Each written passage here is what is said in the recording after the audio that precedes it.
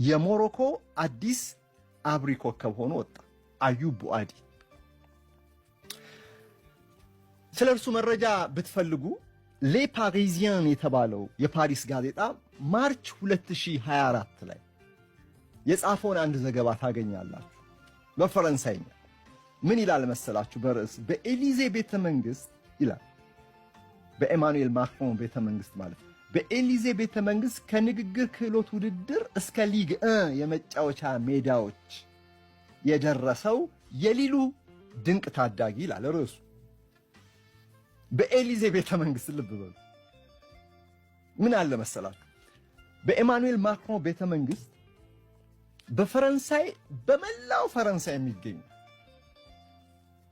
የእግር ኳስ አካዳሚዎች ውስጥ የሚሰለጥኑ ታዳጊዎች የንግግር ክህሎት ውድድር አላቸው።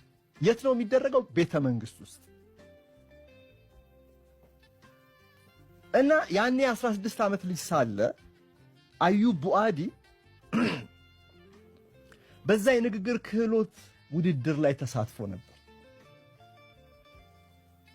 አንዳንዶች ከሌኒ ዮሮ በኋላ ሊል ያወጣው በሜዳና ከሜዳ ውጪ ሁሉ ያማረበት ብቃቱ የሚያስደምም ወጣት ይሉታል። ከሜዳ ውጪ ከተባለ ስለ ስብዕና ነው እንግዲህ፣ ከሜዳ ውስጥ ከተባለ ስለ ተጫዋችነቱ። ለዚህ ነው በንግግር ክህሎት የተዋጣለት አሳቢ፣ አስተዋይ፣ በሳል ልጅ ነው የሚሉት። በትምህርቱም የላቀ ነው፣ ጥሩ ተማሪ ነው እና በ16 ዓመቱ በዛ በብሔራዊ ቤተ መንግስት ውስጥ በተዘጋጀ የንግግር ክህሎት ውድድር አንደኛ ወጣ ከሰልጣኞቹ። ያ ማለት ለዚህ ነው አላጋነንኩትም። በፈረንሳይ ምድር ተወልዶ በፈረንሳይ ስነ ልቦና ታንጾ በፈረንሳይኛ ንግግር ክህሎት ተገርቶ ያልኳችሁ ለዚህ። በንግግር ክህሎቱ ገና በ16 ዓመቱ የተደነቀ ልጅ ነው። ብሔራዊ ሻምፒዮን እና እዛ በሻማ መቅረዞች በ19ኛው ክፍለ ዘመን ስዕሎች ፊት ከወርቃማ ኮርኒሶች ስር ይላል ጋዜጣው ሲጽፍ በኤሊዜ ቤተ መንግስት አዩቢ ተሸለመ። አዩብ ቡአዲ ተሸለመ። ምን ያሳያችኋል?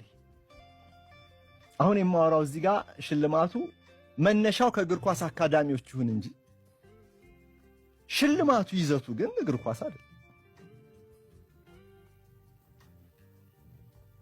ይልቅስ እዛ መድረክ ላይ በፈረንሳይና በአውሮፓ ህብረት ባንዲራ ፊት የሀገሪቱ መሪ በተገኙበት 150 እንግዶች በተገኙበት የ16 ዓመት ልጅ በንግግር ክህሎት አንደኛ ከወጣ ምን ማለት ነው? ኮንፊደንስ አለው ማለት ነው። በራሱ በጣም ይተማመናል ማለት ነው። በሚያስፈራ መድረክ ላይ ራሱን ያለ እንከን ገልጧል ማለት ነው። በፉትቦል ደግሞ እንደዚህ አይነቱ ድፍረትና ኮንፊደንስ ይፈልጋል። ስለዚህ ነው እኔ ያገናኘሁት ብራዚል እና ሞሮኮ ሲጫወቱ የሞሮኮ ብሔራዊ ቡድን ልምድ የሌለውን 20 ዓመት ያልሞላውን የ19 ዓመት ልጅ ነው 20 ዓመት ያልሞላውን ይሄን ልጅ በዓለም ዋንጫ ላይ ከታሪካዊቷ ብራዚል ጋር ልጁ የመለሰበትን ሪስፖንድ ያደረገበትን መንገድ እዩ። 60 የተሳኩ ኳሶችን ያቀበሉ 86 ጊዜ ከኳስ ጋር ተገናኝቷል። ይሄ የትኛውም የሞሮኮ ተጫዋች በዚህ ሌሊቱ ጨዋታ ይሄን ያህል ኳስ ያስመዘገበ የለም። ይሄን ያህል ፓስ ያስመዘገበ የለም። 3 የተሳኩ ድሪብሊንጎችን አሳየን። ኳስ በሚይዝበት ጊዜ በፖሴሽን ጊዜ ያለው ኮንፊደንስ የተለየ ነው። ልክ እዛ ኤሊዜ ፓላስ ላይ እንደነበረው አይነት በራስ መተማመን ነው ሌሊቱን ያሳየው። መሃል ሜዳ ነው የሚጫወተው። ውድ አድማጮች ያላየው ማየት አለበት። አሁን ጎል ስላላስቆጠረ አሲስት ስላላደረገ ምናልባት ቀዳሚ ርዕሰ ዜና ላይሆን ይችላል። እሱ አይደለም ጉዳዩ። እያንዳንዱን ተች ማየት ግን ያስፈልጋል።